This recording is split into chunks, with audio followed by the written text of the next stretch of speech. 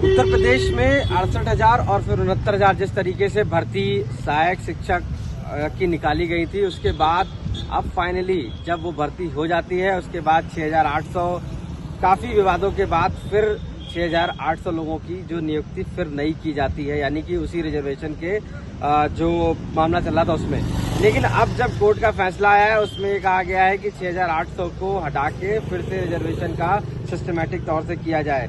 वो सभी लोग अब इस समय जो अलग अलग राजनीतिक पार्टी कार्यालय है वहां पर पहुंच रहे हैं और अपनी बात रख रहे हैं कि आखिर उनको क्यों हटाया गया, क्या वजह है। हमारे साथ वो सभी शिक्षक मौजूद हैं जिनका चयन हो गया था, नियुक्ति हो गई थी, पत्र भी कहीं ना कहीं मिल ही गया था, बस ज्वाइनिंग नहीं हुई थी। ये बताइए कि क्या नाम है आपका? मनोज प्रजापति नाम है मेरा। क्या हुआ था ये बताइए।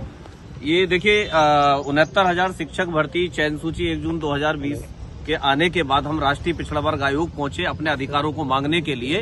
राष्ट्रीय पिछड़ा वर्ग आयोग में संघर्ष करने के 1 वर्ष बाद हमारी जो है राष्ट्रीय पिछड़ा वर्ग आयोग की रिपोर्ट आई और उसमें कहा गया कि आरक्षित वर्ग के साथ बहुत बड़ा घोटाला हुआ है। और उस घोटाले के पश्चात जब हम लोगों ने सड़कों पर लाठियां खाई, सड़कों पर आंदोलन किए, तो चुनाव से पहले माननीय योगी जी ने 6800 की चयन सूची हम आरक्षित वर्ग के लोगों की दी और उसके बाद ये मामला कोर्ट में चला गया। और कोर्ट में जाने के बाद कल कोर्ट से ये फैसला आया है जो नियमावली के एक तरीके से कह सकते हैं हम विरुद्ध है।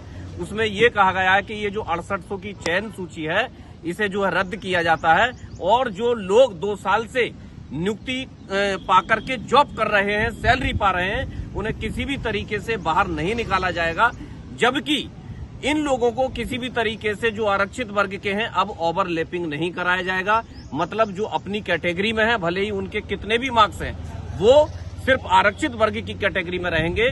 तो इस तरह से अगर चयन सूची दोबारा बनाई जाती है तो इससे तो साफ साफ यही आशंका है और यही कहना है कि जो हमारे ओबीसी वर्ग के लोग, एससी वर्ग के लोग नौकरी कर रहे हैं वो भी बाहर निकल जाएंगे। और हम सभी 6800 परिवार के लोग हैं, हमारा कहना यही है कि इसके विरुद्ध सरकार डबल बेंच में जाकर के हम 6800 लोगों को नियुक्ति दिलाने की कोशिश करे और हमें नियुक्ति दे, क्योंकि हम लोगों को 3 वर्ष हो गए हैं संघर्ष करते करते। अब ये बताइए कि नए सिरे से अगर सरकार को आदेश मिला है, कोर्ट ने कहा है कि नए सिरे से उसको रिजर्वेशन सिस्टमैटिक बनाए, तो आखिर क्या कोर्ट ने कहा है, किस तरीके से सरकार करेगी? देखिए माननीय कोर्ट ने ये कहा है कि नए सिरे से आरक्षण के नियमों का पालन करते हुए सूची बनाई जाए, लेकिन उसमें जो लोग ATRE में 90 से 97 के बीच नंबर लाए हैं उन्हें आरक्षित वर्ग में ही रखा जाए, उन्हें अनारक्षित में ना भेजा जाए। बस यही सबसे बड़ी हम लोगों के लिए दिक्कत है, जबकि नियमावली कुछ और कहती है। और इससे पहले जो मामला डबल बेंच और सुप्रीम कोर्ट में गया था, वहां राघवेंद्र सिंह जी के ऑर्डर में साफ साफ लिखा गया है कि ATRE ओनली क्वालिफाइंग टेस्ट है, ना कि ये रिलैक्सेशन है, ना कि ये जो है रिजर्वेशन है। लेकिन यहाँ पर उसी चीज को इन्होंने लागू कर दिया है, तो इससे 6800 लोगों के लिए बहुत बड़ी समस्या है। 6800 लोग अब नहीं हो पाएंगे, हमारी नियुक्ति नहीं हो पाएगी, यही हमें जो है दर्द है, यही हमारा कहना है। और ये भी कहा गया है उसमें कि जो लोग गलत तरीके से लग गए हैं, 2 साल से जॉब कर रहे हैं, उन्हें नहीं हटाया जाए, उन्हें रखे रहने के लिए एक विशेष नीति बनाई जाए। तो इससे हम लोगों को तो फायदा हुआ नहीं है। हम लोग जिस दर्द से पहले झेल रहे थे उसी दर्द को झेलते रहेंगे और हमारी नियुक्ति नहीं हुई। एक तरीके से कह सकते हैं माननीय योगी जी भी अपनी लिस्ट को नहीं बचा पा रहे हैं। ये सब अधिकारियों के कारण हुआ है। मेरा कहना ये है कि जैसे सरकार किसी भर्ती में 4 पेपर करा देती है, वो 4 पेपर करवाने के बाद उसमें हम लोगों की क्या गलती है? आप बताइए कि अगर पहले टेट करा दिया, सुपर टेट करा दिया, उसके बाद जब सुपर टेट पास होने के बाद भी सर किसी को, बहुत सारे ऐसे लोग हैं जिनको नौकरी नहीं मिली है। जब हम लोग सुपर टेट पास होने के बाद भी नौकरी नहीं मिलते तो उसमें कैसा दोहरा आरक्षण? अब बताइए, भर्ती दोहरा आरक्षण वो मानेंगे जब भर्ती में हमको दोहरा आरक्षण दिया जाए।